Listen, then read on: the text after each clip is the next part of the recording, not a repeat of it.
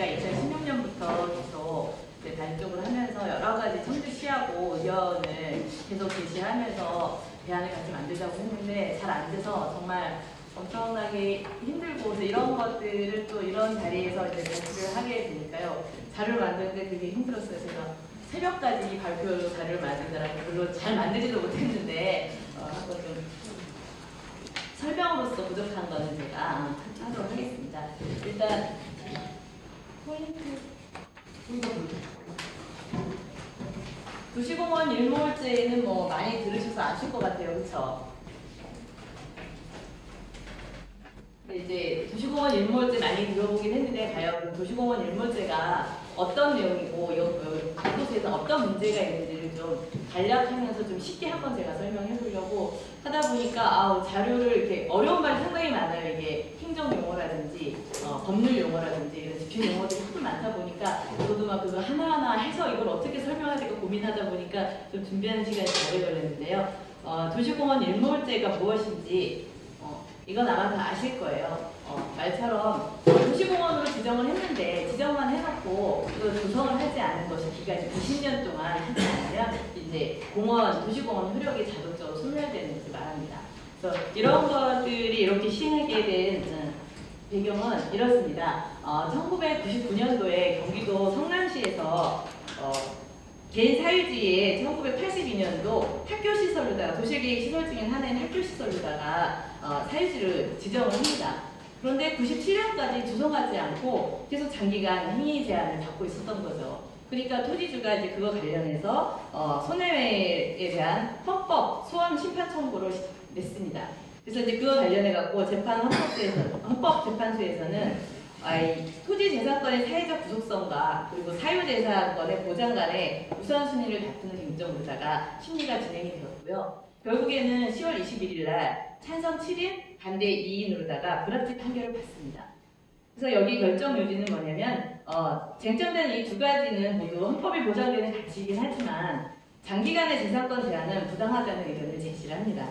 그러면서 2000년도에 장기 미집행 시설에 대한 보상, 매수 청구, 단계별 집행 계획 및 실효 규정 도입이 됩니다. 그래서 6월 30일 날 이것이 실효가 시행이 되면서 20년이 지나서 그러니까 2020년 7월 1일까지 6월 30일까지 공원 조성을 하지 않게 되면 매입을 하거나 이러지 않게 되면 이제 자동적으로 공원이 해지가 되는 거죠.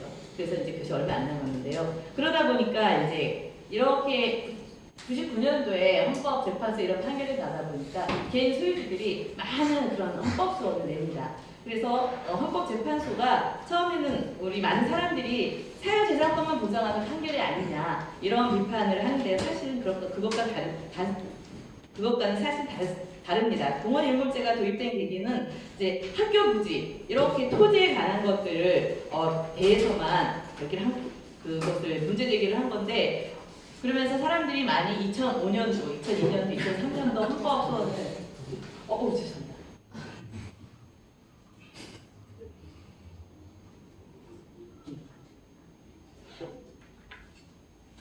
그래서 이제 헌법재판소에서 헌법 23조에 보장된 재산권에 대해서는 토지 소유자가 이용 가능한 모든 용도로 자유로이 최대한 사용할 권리나 가장 경제적 또는 효율적으로 사용할 수 있는 권리를 보장하는 것이 아니며 토지 재산권은 토지의 강한 사회성 내지는 공공성으로 인해 다른 재산권에 대해서 강한 제한과 의무가 부과될 수 있다고 해석을 했고요. 그리고 다만 현재에서는 헌법에 보장된 토지의 강한 공공성을 강조하면서 지목인 대지 토지에 대해서는 매수 청구권과 수용 청구권 이런 것들을 부여하고 지정 해지, 금전적 보상 등 다양한 보상 가능성을 통해 일정 기간까지 재산권에 대한 가혹한 침해를 적절하게 보상해야 한다고 판시했습니다. 그리고 토지 이용 목적이 산이나 논밭인 경우에는 종래의 목적으로 다 사용할 수 있기 때문에 재산적 손실이 발생한다고 볼 수 없다고 판시했습니다. 그래서 토지 대지 한해서만 그렇지 인야나 전담에 대해서는 크게 문제가 되지 않는 상황이었었거든요. 그래서 실제로 매수 청구권 제도가 도입된 이후에도 지목에 대해 대지 한해서만 토지를 살 수 있도록 제한하고 있는 거고요. 그래서 헌법은 입법자가 중요한 공익상의 이유로 토지를 일정 용도로 사용하는 권리를 제한하거나 제한할 수 있도록 명시하고 있고요. 즉 토지 소유자가 이용 가능한 모든 용도로 토지를 사용할 권리나 가장 경제적으로 또는 효율적으로 사용할 수 있는 권리를 보장하고 있지는 않습니다. 따라서 도시계획 시설의 지정으로 인한 개발 가능성의 소멸과 그에 따른 지가의 하락, 그리고 토지 수용 시까지 토지를 종류의 용도대로만 이용해야 할 생산유지 의무 등 토지 소유자가 감수해야 할 사회적 제약 본질이라고 명시한 바 있습니다. 그래서 헌법재판소의 결정문에 따르면 장기미집행 도시계획 시설 결정 실효제도는 토지의 공공의 이익보다 사유재산권 보호에 치우쳐 있다고 평가하고 이는 실효제도를 도입함에 따라 얻게 되는 법률에 의한 권리뿐 헌법상의 재산권으로부터 당연히 도출되는 권리가 아니다 라고 명시한 바 있습니다. 따라서 뿐만 아니라 실효지점이 지정 후 20년이 훨씬 지난 공원에 대해서도 바로 실효하지 못하게 한 점도 국토계획 및 이용에 관한 법률의 목적이나 가소 침해 원칙, 비례 원칙이 합치한다고 판시를 하였습니다. 헌법재판소에서는 이렇게 실효 대상 규모가 대단히 크기 때문에 실효 기산일의 예외를 인정하지 않는다면 공원이 대량 실효 사태가 발생해서 사업 시행자인 지자체 등 정부로 하여금 적절한 대처를 할 수 없게 만들고 그리고 공원으로 결정되어 있는 인근 공원이 지속될 것이라는 사회적으로 형성된 법적 안정성 신뢰를 한꺼번에 해치는 결과를 초래할 수 있다고 본 것입니다. 나아가 헌법재판소는 도시공원 결정 후에 사정 변화 및 도시 가변성 등을 고려할 때 오히려 20년이라는 경과 기간이 충분하지 않을 수도 있고 도시계획 자체를 좌절시키게 될 수 있는 위험을 초래할 수 있다고 우려를 하기도 했습니다. 이렇게 하면서 2005년도에 그 도시공원 및 녹지에 관한 법률 개정 및 도시자연공원 구역제도라는 제도를 도입을 하게 됩니다. 근데 이제 도시공원은 좀 더 큰 범위고요. 도시자연공원 구역으로 묶는 거는 조금 더 제한이 강해집니다. 그런데 이렇게 도시공원으로다가 이렇게 지정이 됐을 때는 사실 재산세를 50% 감면을 해주는 혜택을 받고 있었거든요. 그런데 도시자연공원 구역으로다가 묶게 되면 재산세 50% 감면해주는 것을 없애버립니다. 그러니까 이제 구역제도로 가는 것이 더 어려워지는, 정부가 좀 어렵게, 지자체가 어렵게 된 상황이 되어버린 거죠. 그것이 2005년도에는 그나마 자동전환을 할 수 있었는데 2009년도에는 이 자동전환이 임의전환으로 또 바뀌게 됩니다. 2009년이 이명박 정권 때죠. 네, 이렇게 해서 이제 이런 제도들이 이렇게 좀 변화가 생기면서 2010년도에 민간공원 조성 특례석 가이드라인을 발표를 하면서 지자체나 민간공원 추진자를 위한 절차 방법을 제시를 합니다.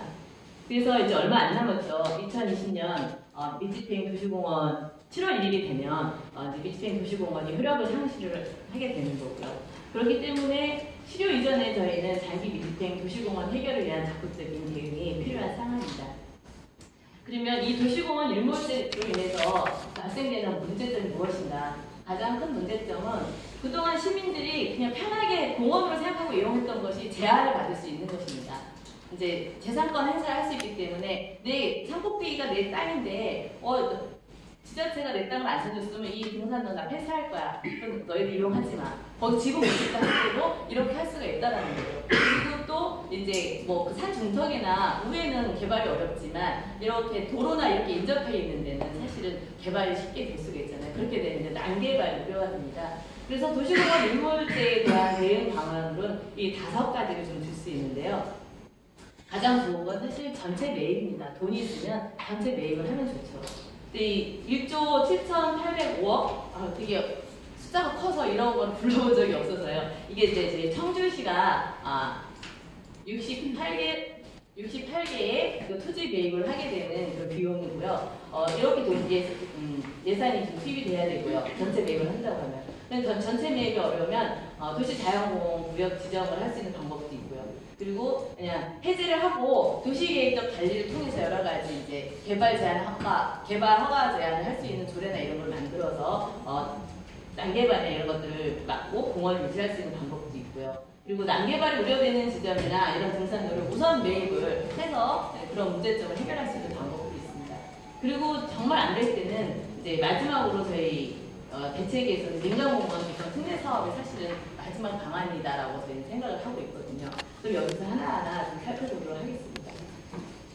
2018년 4월 16일 국토부가 이렇게 이제 보도자료를 냈어요. 국토부에서 가이드라인을 제시했는데요. 토지 적성 분석이라고 해서 여기 보면 이제 저희가 그 도시공원이 있는데 우선 관리 지역 개발 적성이라는 걸 합니다. 그러니까 이것이 뭐냐면은 뒤에도 나오겠지만 산꼭대기나 이런 데 뭐 고도 제한이라든지 경사도 제한을 개발하지 못하는 곳이 있어요. 그런 데는 우선 관리 지역을 보전 적성을 해서 빼냅니다.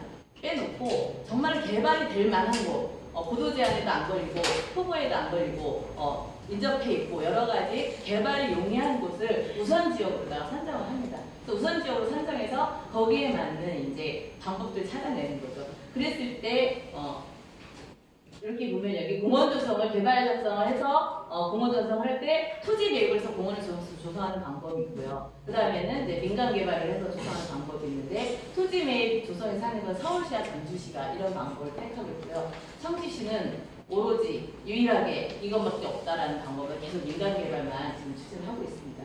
그리고 또 도시공원 자연구역 지정하는 거는 청주시하고 수원시가 지정을 하고 있고요.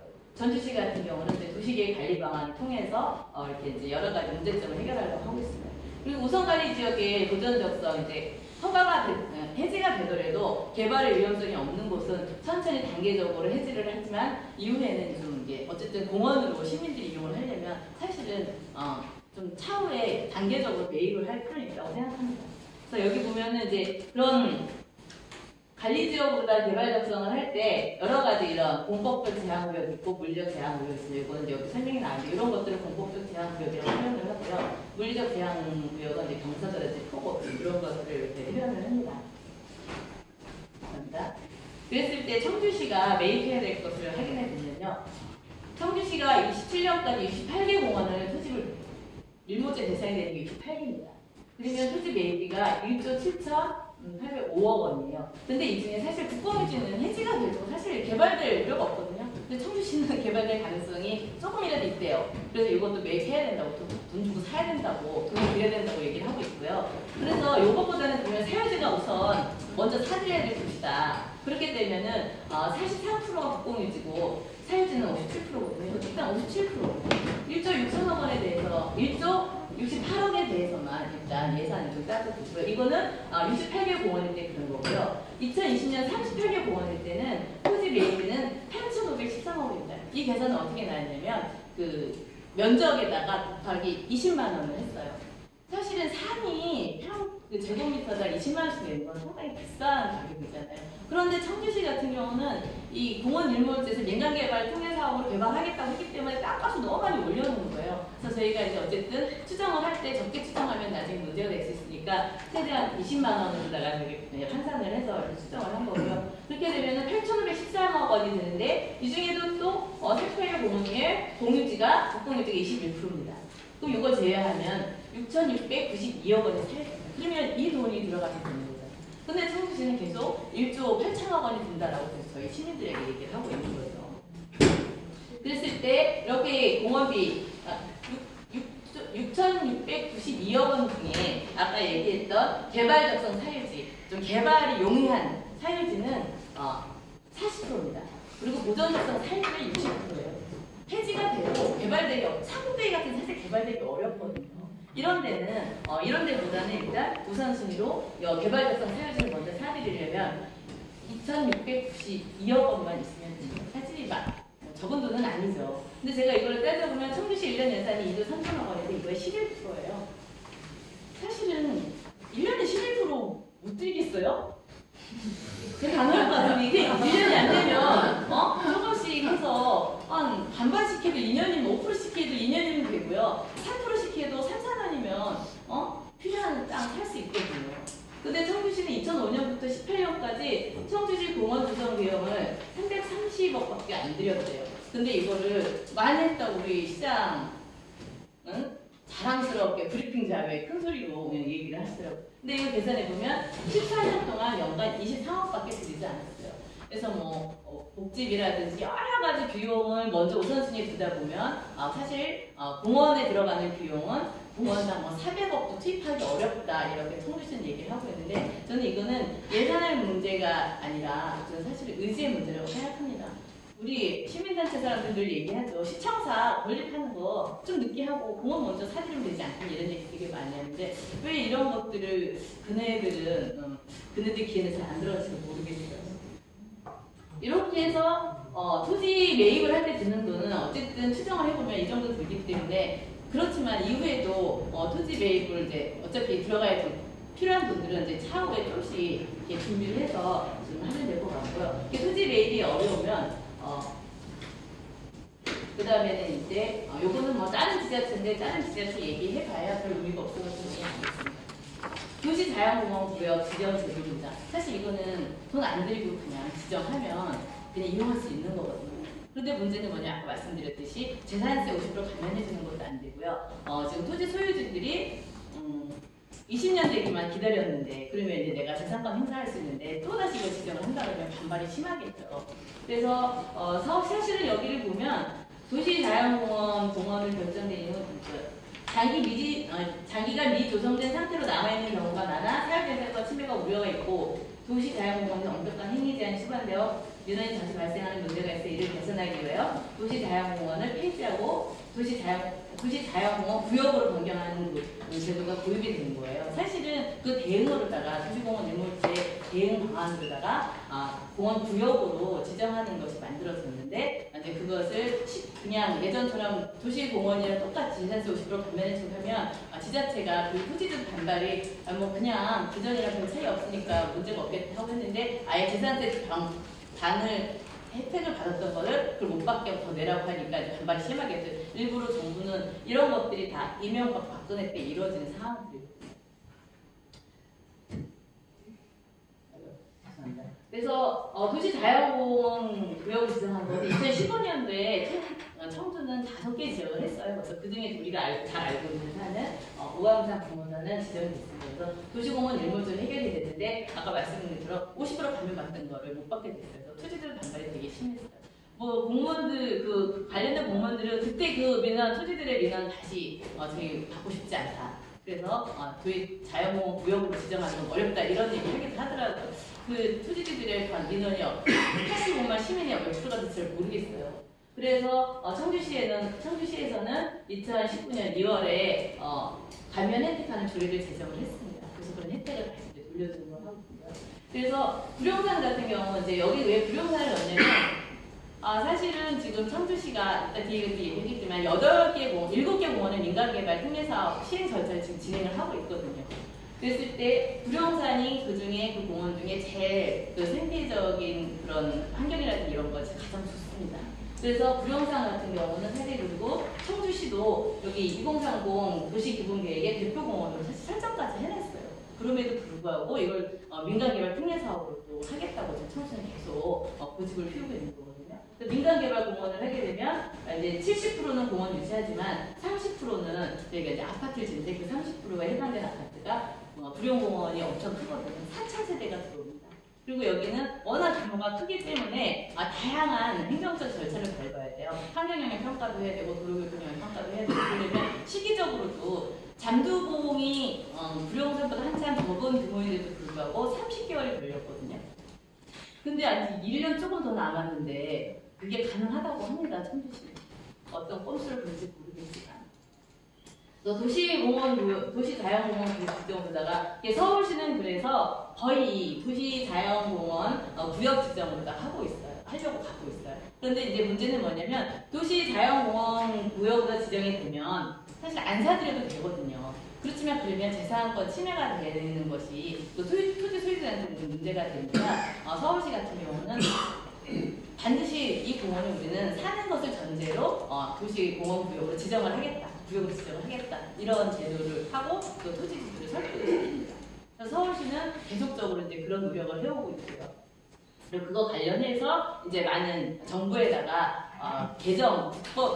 법안을 개정하는 것도 좀 되고 있고요. 그래서 불용산 같은 경우는 이렇게 기본 이게 4대 대표공원으로 오암산, 공산, 불용산 그리고 이제 수변공원, 부심점 2호선을 합쳐서 4대 대표공원을 먼저 이렇게 지정을 했고요. 그리고 중심축이에요. 우범산과 부모산은 이렇게 동서로 이렇게 돼 있고 이 가운데 이제 망월산 연결해서 매봉, 운천, 명신까지 녹지축이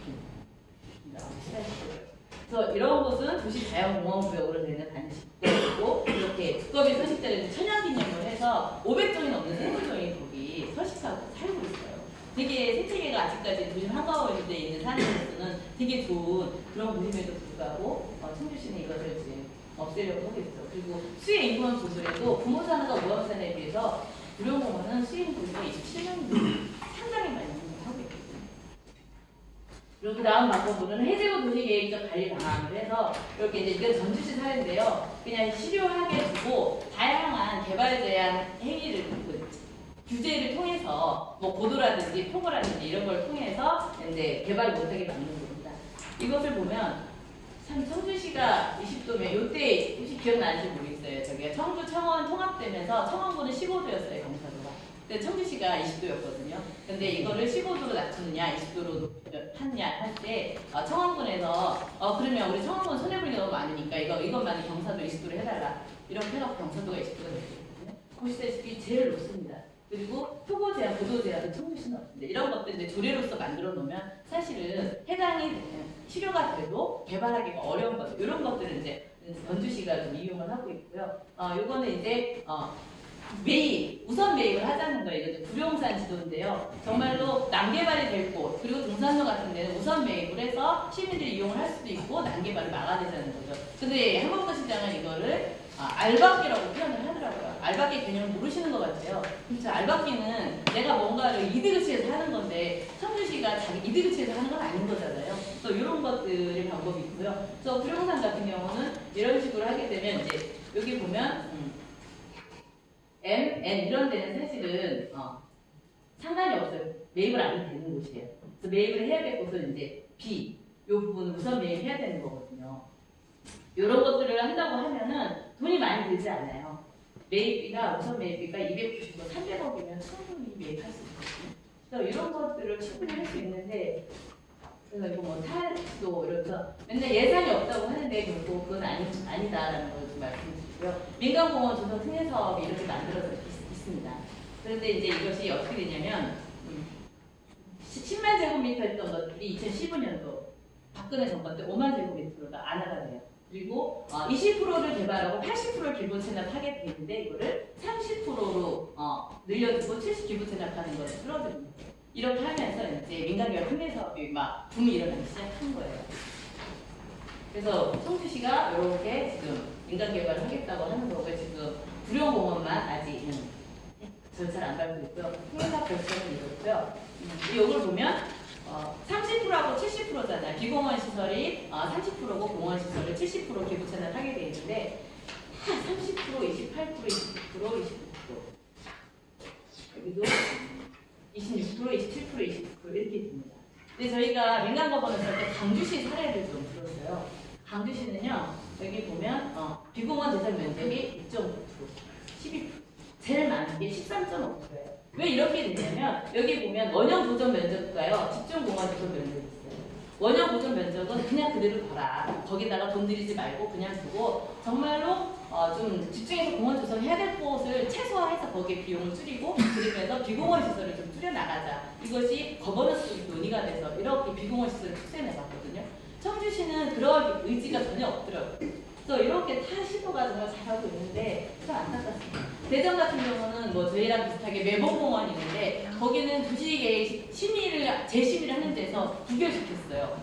청주시는 지금 7개는 시행 절차가 진행이 됐기 때문에 어쩔 수 없다. 여러 가지 드립을 우리가 해야 되기 당하기 때문에 이거를 중단할 수 없다고 하지만 대전시는 도시계획위원회에서 부결시켜서 안 하기로 했거든요. 근데 왜 우리 청주시는 그것이 안 되는지 혹시 이거 보셨나요? 청주 시민에 올려있는 내용입니다. 현재 이렇고 일문제 대안으로는 여기도 인간개발 이거밖에 없다고 뭐 어디서 썼겠어요? 공원 조성사에서 이렇게 있죠. 이렇게 알고 싶은 해가지고 공원 조성사에서 이렇게 써놨습니다. 인간개발 승계제도 공원 일대는 요거밖에 없다.